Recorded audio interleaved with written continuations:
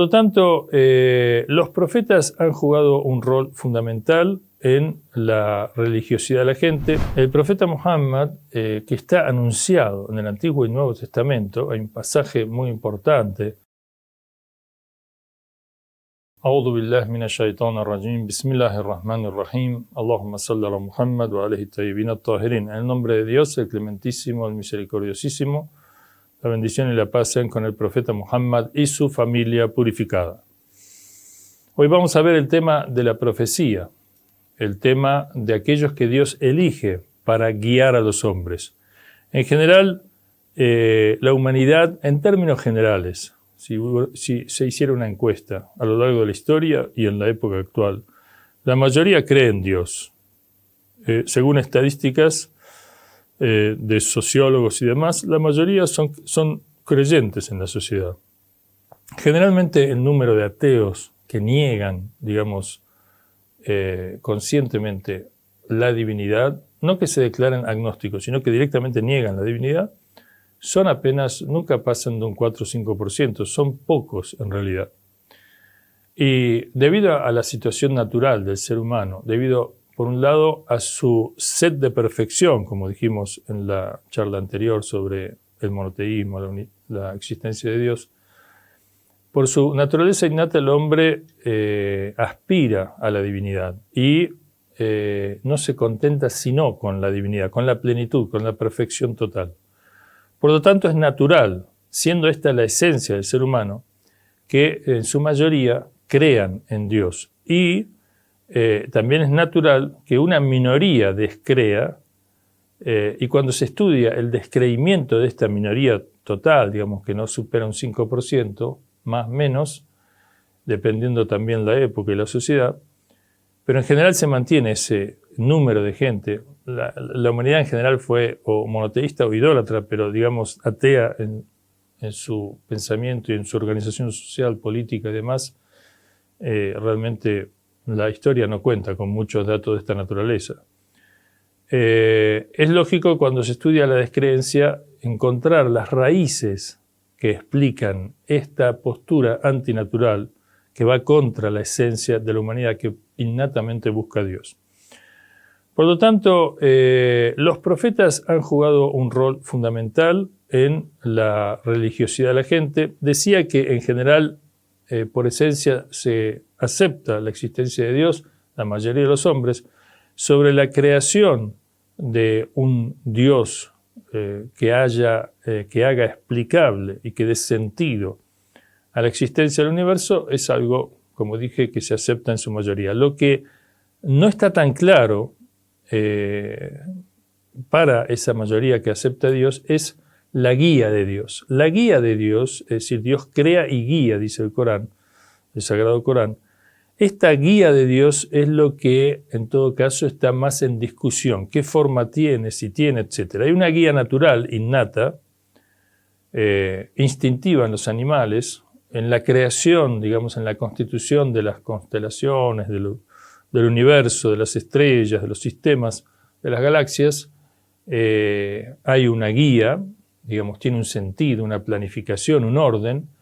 En el caso del planeta, la cuestión natural del planeta, también muchos estudiosos de la vida vegetal, animal, etcétera, nos hablan de esa guía, de ese propósito, de ese objetivo, de ese sentido en la creación, de esa finalidad que tiene la creación. En el caso del ser humano, donde más representa un cambio, digamos, representa una puesta en discusión el tema de la guía. Algunos realmente la ignoran y otros discuten cuál ha de ser esa forma o esa guía.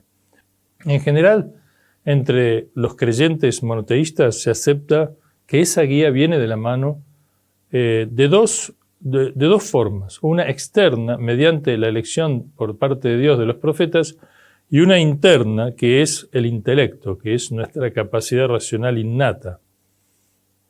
Lo que se llama en teología islámica el profeta interno, el que cada uno en su conciencia tiene, por la cual conoce el bien y el mal, conoce lo bueno y lo corrupto, conoce lo correcto, etc. En su fuero íntimo el ser humano lo sabe. Por eso muchas veces disfraza, oculta o camufla de alguna manera el mal con el bien o con justificaciones. Pero en el fondo el hombre es juez de sí mismo, el hombre es fiscal de sí mismo, es testigo de sí mismo. Y en general su razón genera como una suerte de tribunal interno del cual el hombre no tiene escape. Puede sí adormecerse, puede ser que las justificaciones hagan olvidar realmente el sentido de la acción que el hombre realiza, pero en definitiva en algunos momentos de la vida se ponen al descubierto y queda claro para el hombre esa situación. Pero hablando del profeta externo, que es lo que estamos tocando hoy, los profetas, 124.000 en el caso del Islam, uno tras otro, han mantenido la guía de parte de Dios y han coincidido entre sí en los lineamientos fundamentales de esta guía. Es decir, la respuesta a las preguntas fundamentales de dónde vengo, a dónde voy, quién soy y cómo llegar a la plenitud, a la perfección, a la felicidad que está en mi naturaleza el buscarla. Y en este sentido, todos los profetas, en el Corán hay más de, si no recuerdo mal, creo que 28 nombrados, o 25, no recuerdo bien, pero algunos de ellos están también nombrados en el Antiguo Testamento y en el Nuevo Testamento, es decir, en la religiosidad de los judíos y de los cristianos, en estos libros sagrados, en los Salmos de David, en el Antiguo Testamento, como dijo, Pentateuco, en el Evangelio o Nuevo Testamento, y coinciden estas grandes religiones en muchos de estos mensajeros y profetas, como el caso de Abraham, Moisés, Jesús, por citar a los más destacados, y en el caso de Muhammad, que viene de línea de Ismael, o sea, el primogénito de Abraham, y como otros profetas, como Hud, Saleh, Jetro, descienden entonces de Ismael. Hasta el último de ellos, que es el profeta Muhammad. El profeta Muhammad, que está anunciado en el Antiguo y Nuevo Testamento, hay un pasaje muy importante en el Evangelio de San Juan, donde Jesús consuela a los discípulos que le dicen que están apenados porque Él les anuncia que los va a dejar, que se va a ir, y esto genera una preocupación lógica en los apóstoles, pero Jesús les dice que no se pongan mal, que no se preocupen, que es necesario que Él se vaya para que venga Él, que os enseñará todo lo referente a la verdad y la justicia. Aquí la verdad está clara, la justicia tiene que ver con el implemento de la justicia. Si enseñar la justicia a nivel teórico sin practicarla es una enseñanza incompleta, es decir, sería como una suerte de una enseñanza de una utopía. Aquí todo lo referente a la justicia hace alusión al gobierno de Dios. Esa es la buena nueva de Jesús, el Evangelio, la albricia, la buena nueva, es la venida del reino. Y el reino se concreta en la tradición islámica con la venida del profeta Muhammad, quien va a constituir un Estado, un gobierno de parte de Dios, siguiendo la revelación, los lineamientos revelados de Dios, en la ciudad de Medina, en la península arábiga, y va a islamizar a la península en vida, y después de muerto muy rápidamente, el Islam se va a propagar a Oriente y Occidente. Pero el Islam y el mensaje profético es un mensaje inconcluso, en el sentido de que ese reino de Dios que instaura el profeta en su tiempo, estamos hablando del 610 de la era cristiana, donde recibe la revelación, el 623 constituye el Estado Islámico en Medina, y muere 10 años después.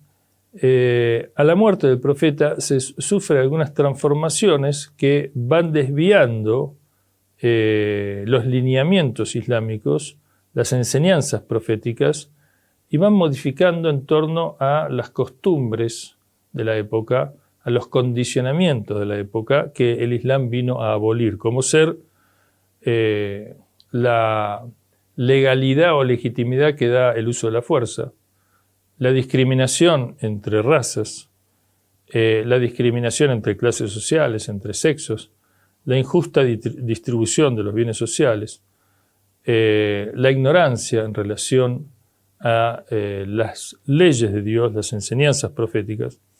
Y en ese sentido, la tarea de la instauración del gobierno de Dios en la tierra queda inconclusa, pero sigue el Islam como última religión, sigue un programa por el cual gradualmente y en forma progresiva va a ir generando las condiciones para la instauración de ese gobierno de Dios en el mundo, tal como a lo largo de la historia queda explícito y como vemos hoy en día con el revivir del mundo islámico.